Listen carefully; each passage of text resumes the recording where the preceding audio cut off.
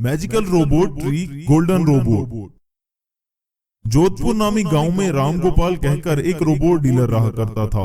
वो बहुत ही दयालु आदमी था। एक दिन सोनू नामी एक आदमी रोबोट खरीदना चाहता था। तभी वो अपने दोस्त अमर के पास जाकर, यार अमर, मैं खेती बाड़ी में मदद करने के लिए एक रोबोट खरीदने का सोच रहा हूँ। परसों एक फसल के पैसे मिले हैं, उनमें से रोबोट खरीदने का सोच रहा हूँ। 5-6 लाख में कोई अच्छा रोबोट मिले तो बताना, और कहाँ से खरीदना है ये भी बता देना। क्या कहा? रोबोट पैसे देकर खरीदेगा? पागल तो नहीं हो गया? अरे पैसों से ही खरीदना है यार, ऐसे कोई मुफ्त में तो देगा नहीं, पैसे तो लगाने पड़ेंगे ना। अरे कोई जरूरत नहीं, हमारे गांव में राम गोपाल कहकर रोबोट डीलर रहता है। वो बहुत ही नेक और भोला भाला आदमी है। उसको चकमा देकर उससे हम मुफ्त में रोबोट ले लेंगे। चल उसके पास। मैंने ऐसे ही अपना रोबोट मुफ्त में ले लिया। सोनू को लेकर राम गोपाल के पास गया। अरे राम गोपाल जी, इस गांव में आप जैसा कोई नेक व्यक्ति और कोई नहीं है जी। आपके किया हुआ सहायता से आज मैं और मेरा परिवार पेट भरकर खा रहा है। आपका ये सहायता मैं जन्मों जन्मों तक नहीं भूल पाऊंगा जी। ये लीजिए, एक बोरी भरकर दाने लाया हूँ सिर्फ आपके लिए, ये लीजिए। ये कहकर उसने भरे हुए धान का एक बोरी दिया। धान की बोरी देखकर राम गोपाल खुश होते हुए बोला, अरे इसकी क्या जरूरत है अभी।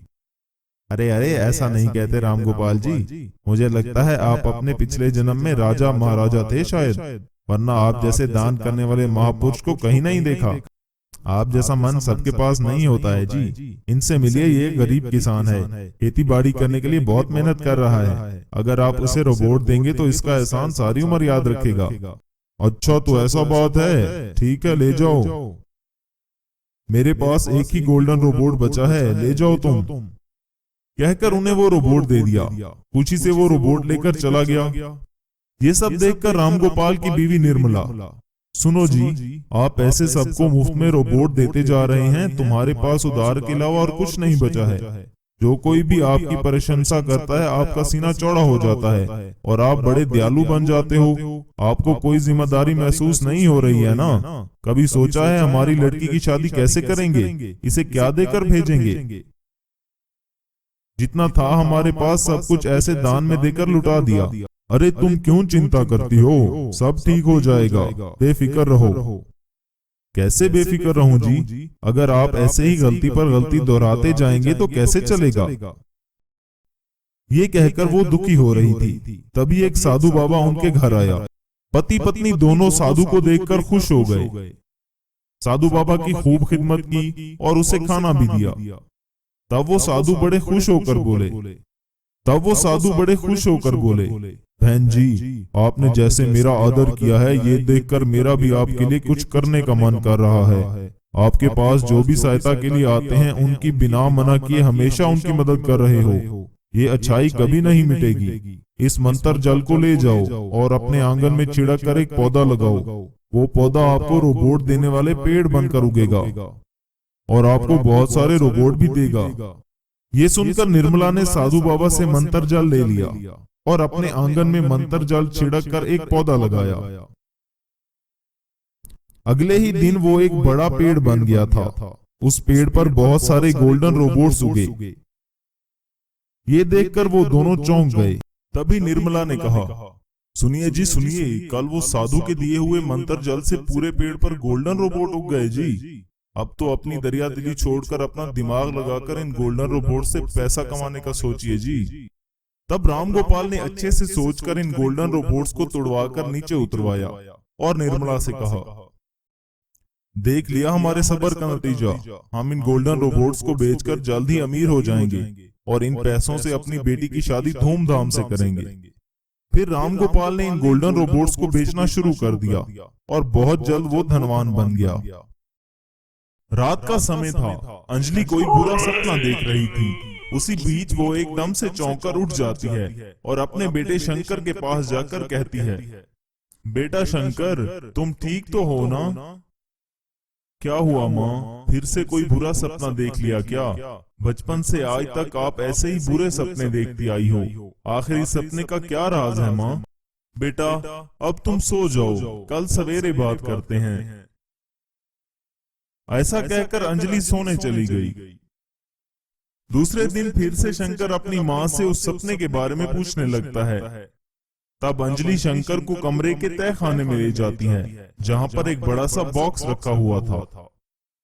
उस बॉक्स को देखते हुए अंजलि ने कहा, बेटा, इस बॉक्स में एक वाटरमेलन रोबोट है जो कि तुम्हारे पापा ने लोगों की मदद के लिए बनाया था। इस वाटरमेलन रोबोट के पीछे एक कंकाल राक्षस पड़ा है। इसी बात की वजह से मुझे रात को राक्षस के सपने आते हैं, जहाँ पर वो राक्षस तुम्हें मार रहा होता है। पर माँ, वो राक्षस कौन है और क्यों इस वाटरमेलन रोबोट के पीछे पड़ा है? वो कंकाल राक्षस किसी दूसरी दुनिया से आया है और वो वाटरमेलन रोबोट से दुनिया में राज करना चाहता है। माँ, आप घबराओ मत, मैं इस वाटरमेलन रोबोट की रक्षा करूंगा और बाद में यही वाटरमेलन रोबोट हम सबकी रक्षा करेगा। तभी शंकर वो बॉक्स लेकर बाहर आ जाता है। मैजिकल वाटरमेलन ट्रक रोबोट में बदल गया। अचानक गांव के करीब खौफनाक कंकाल राक्षस प्रकट हुआ। वो एक ऐसा जादुई कंकाल राक्षस था जो अपने जादू से किसी भी इंसान का रूप धार सकता था। एक बार वो जादुई कंकाल राक्षस साइंटिस्ट का रूप धार कर गांव में घुस जाता है और वाटरमेलन रोबोट की तलाश करने लगता है। उस वक्त शंकर उस साइंटिस्ट के पास आता है और कहता है, मुझे पता लगा है कि आप एक साइंटिस्ट हो। दरअसल मेरे पास एक वाटरमेलन रोबोट है और मैं उसमें कुछ नए फीचर्स डालना चाहता हूँ। क्या आप इसमें मेरी कुछ मदद कर सकते हैं? शंकर की ये बात सुनकर साइंटिस्ट उसकी मदद करने को तैयार हो जाता है और कहता है, हाँ हाँ, क्यों नहीं, चलो अभी चलते हैं। कहाँ पर है तुम्हारा वाटरमेलन रोबोट? साइंटिस्ट के रूप में छुपा कंकाल राक्षस बहुत खुश हो जाता है और वो शंकर के साथ उसके घर आ जाता है। शंकर को इस साइंटिस्ट के साथ देखकर अंजलि को डर लगने लगता है और वो शंकर को अंदर बुलाकर कहती है, बेटा शंकर, मुझे डर लग रहा है, कुछ तो अनहोनी होने वाली है। तुम आखिर इस साइंटिस्ट को अपने घर क्यों लेकर आए? मुझे तो लग रहा है ये कोई राक्षस है।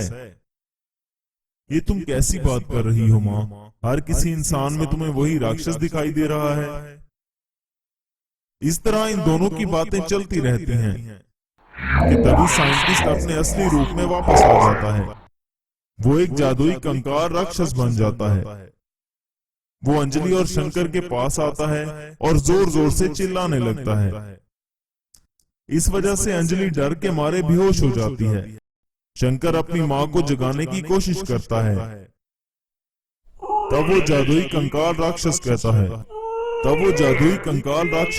है, कहाँ पर है मेरा वाटरमेलन रोबोट? कितने दिनों से मैं उसे ढूंढ रहा हूँ, आज आखिरकार वो मुझे मिल ही गया। पर शंकर वाटरमेलन रोबोट के बारे में कुछ नहीं कहता। इस वजह से जादुई कंकाल राक्षस को गुस्सा आ जाता है और वो शंकर के घर को तोड़ने लगता है। शंकर अपनी माँ को होश में लाते हुए चुपके से उसे तहखाने में ले जाता है।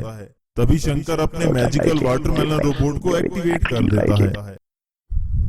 उधर कंकाल राक्षस शंकर और उसकी माँ को ढूंढने लगता है और बाहर निकलकर गांव में तबाही मचाने लगता है। सारे गांव के लोग राक्षस को देखकर डर के मारे भागने लगते हैं। तभी शंकर अपने मैजिकल वाटरमेलन रोबोट के साथ राक्षस के सामने आता है और कहता है, रुक जाओ राक्षस, गांव वालों पर जुल्म करना बंद कर दो।